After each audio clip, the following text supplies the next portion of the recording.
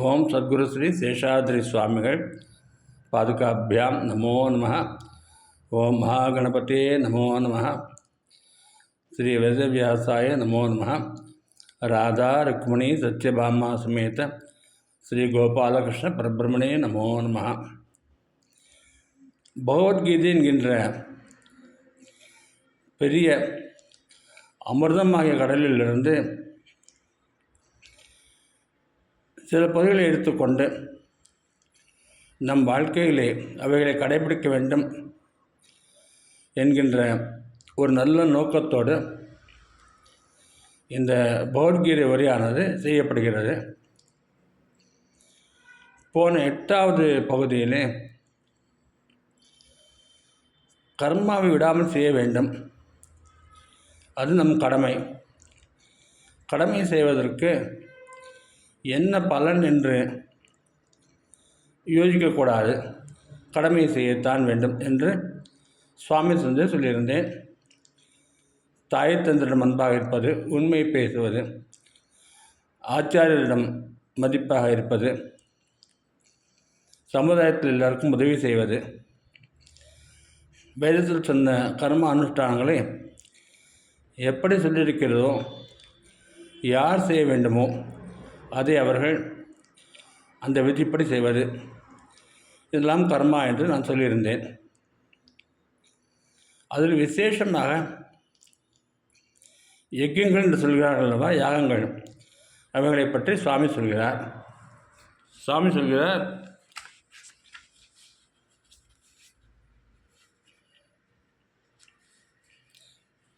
இந்த யாகங்களினால் தேவதைகள் பலமடைகிறார்கள். பகவத்கீதையிலே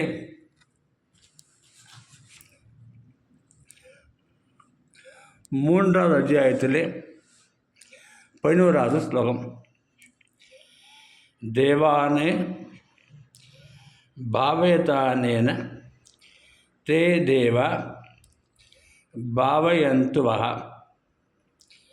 பரஸ்பரம் பாவயந்தஹ ஸ்ரேயः பரமவாப்ஸ்யத. தேவதைகளை யாகங்கள் மூலமாக ஆராதிக்க வேண்டும். அப்படி ஆராதிப்பதால் தேவதைகளுக்கு பலம் கிடைக்கிறது. அவர்கள் அந்த பலத்தினை நம் பூமியில் இருக்கும் எல்லோரும் நன்றாக இருப்பதற்காக என்ன செய்ய வேண்டுமோ அதையெல்லாம் செய்வார்கள். காலத்திலே மழை பெய்யும், பயிரிடும் பூமியெல்லாம் வளமாக இருக்கும், தேவையான நீர்நிலைகளெல்லாம் இருக்கும், வெள்ளமாக இருக்காது. தேவதைகள் என்பவர் யார் என்று சொல்லும்போது, சாதாரணமாக நம் பேசும் வழக்கிலே 33 கோடி தேவதைகள் இருக்கிறார்கள் என்று சொல்வார்கள். இந்த 33 கணக்கு எப்படி வருகிறது என்றால், ஏகாதச ருத்ரர்கள், 11 ருத்ரர்கள் இருக்கிறார்கள். துவாதச ஆதித்யர்கள், 12 ஆதித்யர்கள் இருக்கிறார்கள். 12 கூட்டினாக்க 23 ஆகிறது. அஷ்ட வசுக்கள், 8 வசுக்கள் இருக்கிறார்கள். 28 31. 2 அஸ்வினி தேவர்கள் இருக்கிறார்கள், 33. இவர்கள்தான் உலகம் நன்றாக இயங்குவதற்கு எல்லாம் செய்கிறார்கள். இந்த ஏகாதச ருத்ரர்கள் என்பவர்கள் பரமேஸ்வரனுடைய அம்சமாக இருப்பவர்கள். இவருக்குத்தான் நாம் ஸ்ரீருத்ர ஜபம், சமகல்பமெல்லாம் செய்கிறோம். செய்துவிட்டு ஏகாதசின்னு சொல்வார்கள். ஒரு முறை யாகம் செய்வது, ருத்ரம் சொல்லி 11 முறை யாகம் செய்வது, 121 முறை யாகம் செய்வது, ருத்ர ஏகாதசின்னு சொல்வார்கள், ஒரு முறை செய்வது. இப்படி இந்த யாகங்கள்லாம் செய்யும்போது இந்த ஏகாதசி ருத்ரர்களும் பரம பிரீத்தி அடைகிறார்கள். அடுத்த மாதிரி துவாதச ஆதித்தர்கள் என்று சொல்கிறோம். 12 யார் என்றால் ஒவ்வொரு மாதத்தையும் ஒரு ஆதித்யர் பாதுகாக்கிறார். மித்ராய நமஹ, ரவயே நமஹ, சூர்யாய நமஹ, பானவே நமஹ, ககாய நமஹ, பூஷ்ணே நமஹ, ஹிரண்யகர்பாய நமஹ, சவித்ரே நமஹ, ஹிரண்யகர்பாய நமஹ, மரீச்சயே நமஹ, ஆதித்யாய நமஹ, சவித்ரே நமஹ, அர்க்காய நமஹ, பாஸ்கராய நமஹ.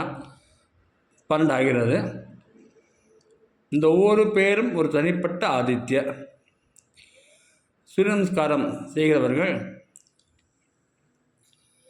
120 மேல் நமஸ்காரம் செய்ய வேண்டும். தினமும் செய்தால் நல்லது என்று சொல்கிறார்கள். சூரிய நமஸ்கார பிரசனம் என்று சொல்வார்கள். அப்படி செய்ய முடியாதவர்கள் இந்த 12 பேரையாவது சொல்லி தினமும் பூஜை செய்ய வேண்டும். சூரியனை குறித்து இந்த ஆதித்யர்களை குறித்து யாகமெல்லாம் செய்வார்கள். கும்பத்திலே அபகாரம் செய்வார்கள். இப்படி செய்வது இந்த தேவதைக்குரிய பூஜா முறை. அடுத்தது அஷ்ட வஸ்துக்கள் என்று இருக்கிறார்கள். அதே மாதிரி அஸ்வினி தேவர்கள் இருக்கிறார்கள். இந்த தேவர்களுக்கெல்லாம் நிறைய யாகங்கள் செய்ய வேண்டும். அப்படி செய்து கொண்டே இருந்தால்தான் உலகிற்கு நல்லது. இப்படி யாகங்கள் செய்வதற்காக நம் நாட்டிலே 1000க்கும் மேற்பட்ட அக்னிகோத்திரர்கள் இருந்தார்கள். அவர்கள் யாகம் செய்வதிலே வல்லவர்கள். அந்த நம்பர் குறைந்து கொண்டே வருகிறது. தற்சமயத்திலே நம் பாரத தேசம் முழுவதும் 150 பேர் தான் இருப்பதாக சொல்லுகிறார்கள்.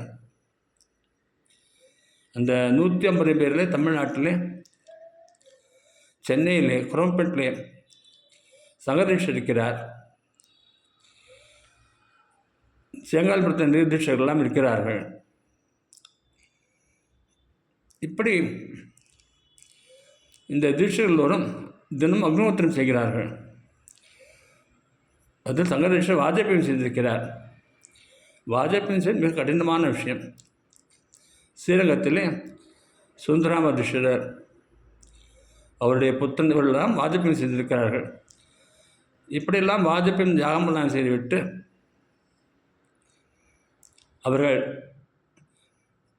இஷ்டி செய்வார்கள். மாதத்துக்கு ஒன்று செய்வார்கள் என்று நினைக்கிறேன். இதை அக்னிஹோத்திரம் செய்வார்கள். முஸ்லீம்லேயும் மிகப்பெரிய வல்லமை உடைய தீட்சர்களெல்லாம் இருக்கிறார்கள். நிறைய யாகங்கள்லாம் செய்கிறார்கள். அப்படி அவர் செய்தால்தான் தேவதைகள் பிரீத்தி அடைந்து மனிதகுலத்துக்கு நல்லதெல்லாம் செய்வார்கள். இப்படி யாகங்கள்லாம் செய்யும் அக்னிஹோத்திரர்களுக்கு அரசாங்கம் உதவி செய்ய வேண்டும். அரசாங்கம் மட்டும் செய்தால் போதாது. யாரெல்லாம் வசதியாக இருக்கிறார்களோ அவர் எல்லோரும் இவர்களுக்கு உதவி செய்தால் மிகவும் நல்லது. ஏனென்றால் அவர்கள் செய்யும் யாகத்தினால்தான் நாம் எல்லோரும் நன்றாடிக்கிறோம். இவ்வுலகம் நன்றாடிக்கிறது. இது நன்றாக மண்ணில் வாங்கி கொண்டு நன்றாக புரிந்து கொள்ள வேண்டும். இதை தவிர நம் பெரியவர்கள் நிறைய ஆலயங்கள் எல்லாம் ஏற்பாடு செய்திருக்கிறார்கள். 6 கால பூஜை என்று சொல்வார்கள். 6 கால பூஜை இந்த ஆலயங்கள் எல்லாம் செய்துவிட்டால் இறைவன் அவர்களால் சமுதாயம் நன்றாக இருக்கும். இப்போது சில கோள்களிலே தினமும் விளக்கு கூட ஏற்றி வைக்கவில்லை என்று சொல்கிறார்கள்.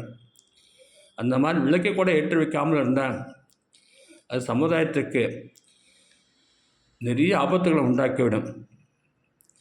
இதனை புரிந்து கொண்டு இந்த எல்லா கோள்களும் நன்றாக இயங்குமாறு நாம் தான் பாடுபட வேண்டும். இதைத்தான் சுவாமி சொல்கிறார். தேவானு பாவயதானேன தே தேவா பாவயந்து வஹ பரஸ்பரம் பாவயந்தः ஸ்ரேயः பரமவாப்ஸ்யத்தை என்று சொல்கிறார். இதற்கு முன்னாடி ஸ்லோகத்திலே பிரம்மா அப்படித்தான் செய்தார்னு சொல்கிறார். பிரம்மா அப்படித்தான் செய்து சிருஷ்டி எல்லாம் செய்தார் என்று சொல்கிறார்.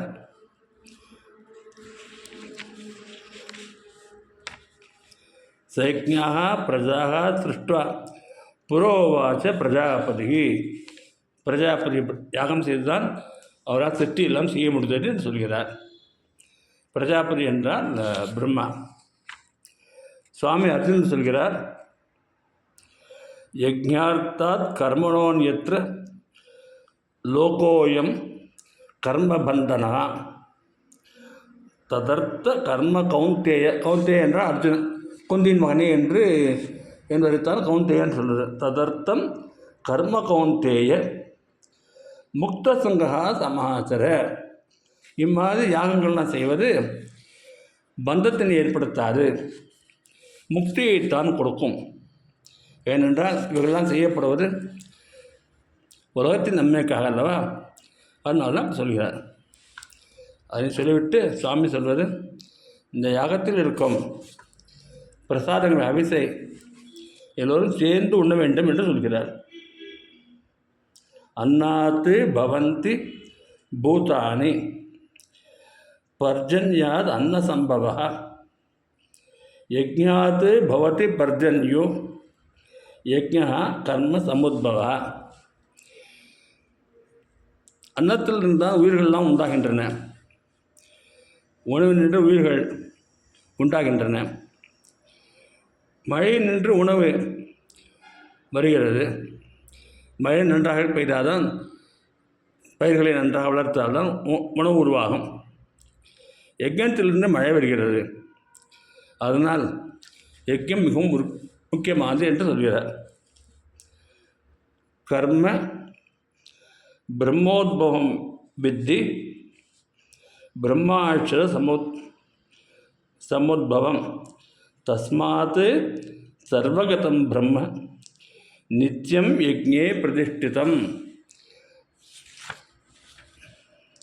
தினமே அவங்களாம் செய்ய வேண்டும் சொல்கிறார். எங்கும் நின்றுள்ள வேதம் யாண்டும் யஜ்ஞத்தில் நிறைவு பெற்றுள்ளது. இப்படி சொல்லிட்டு சாமி சொல்கிறார், அகாயுகு இந்திரியாராமோ மோகம் பார்த்தச ஜீவதி. இந்த உலகத்தில் யாகங்களாம் செய்யாமல் புலன்களையே பெரிதாக புலன்களை பெருமைப்படுத்தி, புலன்கள் என்றால் கண் காது இதெல்லாம் இந்திரியங்கள்லாம் பெரிதாக வைத்து யார் சாப்பிடுகிறானோ அவன் பாவி, அவன் அந்த மாதிரி செய்யக்கூடாது. இந்த யஜ்ஞத்தில் வருகின்ற மீதி பிரசாதத்தை ஹவிசினை எல்லோரும் சேர்ந்து சாப்பிட வேண்டும், யாரும் பட்டினியாக இருக்கக்கூடாது என்று சொல்கிறார். என்னை சுவாமி சொல்லும்போது நம் நாட்டிலே முன்னாடி இருந்தவர்கள் எவ்வளவெல்லாம் தியாகம் செய்திருக்கிறார்கள் என்று நினைத்து பார்க்க தோன்றுகிறது. மகாபாரதத்தில் ஒரு கதை வரும். மகாபாரதத்தில் பாண்டு மகாராஜா மேல்வத்தில் இருக்கிறார்.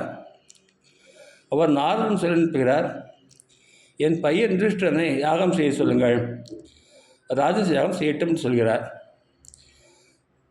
பாண்டு மகாராஜா சொன்னதை நாரதர் யுதிஷ்டிரன் சொல்கிறார். யுதிஷ்டிரன் யாகம் செய்கிறார், ராஜச யாகம் செய்கிறார். நன்றாக நடந்தது. கிருஷ்ண பகவானே நடத்தி கொடுத்தார். அந்த சமயத்தில் ஒரு கீரிப்பிள்ளை அங்கே வந்தது. இந்த கீரிப்பிள்ளை சொன்னது, அந்த சாதாரண மக்கள் செய்த யாகம்தான் இதோட உயர்ந்தது என்று சொன்னது. அது எதை சொல்லுகிறது என்றால், ஒரு குடும்பத்தில் 4 பேர் இருந்தார்கள், கணவன் மனைவி 2 பிள்ளைகள். அவர்களுக்கு பல நாட்களில் சாப்பாடு கிடைக்கவே இல்லை. ஒரு நாள் சாப்பாடு கிடைத்தது, கோதுமை கிடைத்தது. கோதுமை வைத்துக்கொண்டு சப்பாத்தியை போல் ஒரு உணவினை தயார் செய்தார்கள். அவர் சாப்பிட நிற்கும்போது ஒரு விருந்தாளி வந்துவிட்டார். விருந்தாளி எனக்கு ரொம்ப பசிக்கிறது என்கிறார். அப்பொழுது அந்த வீட்டின் அந்த குடும்பத்தின் தலைவர் தன்னுடைய சப்பாத்தியை கொடுத்து விட்டார். அதனை சாப்பிட்ட அப்புறம் பசி போகவில்லை அவருக்கு. குடும்பத் தலைவரின் மனைவி தன்னுடைய சப்பாத்தியும் கொடுத்து விட்டாள். அவருக்கு பசி போகவில்லை. அந்த 2 பிள்ளைகளும் தங்களுடைய சப்பாத்தி கொடுத்து விட்டார்கள். அவர் எல்லாவற்றையும் சாப்பிட்டு விட்டார். இவர் 4 பேரும் பல நாட்களில் சாப்பிடாதான் அவர்களுக்கு உயிர் போய்விடுகிறது. இந்த சப்பாத்தி இடுகிற போது கோதுமை துளிகள் சிலது பூமியில் விழுந்து விட்டன. அந்த துளிகளிலே அந்த கீரிப்பிள்ளை சொல்கிறது, நான் என் உடம்பை தேய்த்து கொண்டேன், தேய்க்கப்பட்ட போது தங்கமாக மாறிவிட்டது, பொன்னாகவே இருக்கிறது. அவர் செய்த தியாகம் அந்த மாதிரி என் உடம்பினை பொன்னாகவே மாற்றிவிட்டது. இன்னொரு பகுதியினை இந்த ராஜசியாக முடிவில் நான் மண்ணில் தேய்த்து கொண்டேன், அவ்வாறு மாறவில்லை என்று சொல்கிறது. இம்மாதிரி நாட்டு மக்கள் எவ்வளோ தியாகம் செய்திருக்கிறார்கள். தனக்காக என்று வாழ்வதில்லை. யாகம் என்பது அக்னியிலே தேவதைகளுக்கு ஆகுதி கொடுப்பது மட்டுமல்ல, இம்மாதிரி தனிப்பட்ட முறையில் அவரவர்கள் எல்லோருக்கும் விருந்தினை கொடுத்து, எல்லோருக்கும் சாப்பாடினை கொடுத்து பசி இல்லாமல் பாற்றுக்கொள்ள வேண்டும்.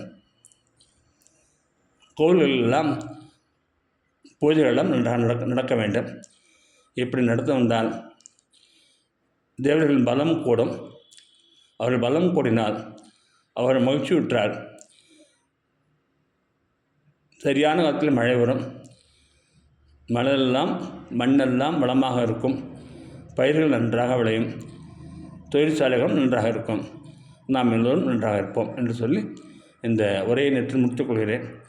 ஸ்வஸ்தி பிரஜாபி பரிபாலயந்தாம் நியாயேன மார்கேண மகீசாः கோப்ராஹ்மணேभ्यो சுமசந்திம் லோகாः समस्ताः सुखिनो भवन्तु. कायेन वाचा मनसा इन्द्रियैर्वा बुद्ध्यात्मना वा प्रकृते स्वभावात् करोमि यद्यत् सकलं परस्मै नारायणाय समर्पयामि.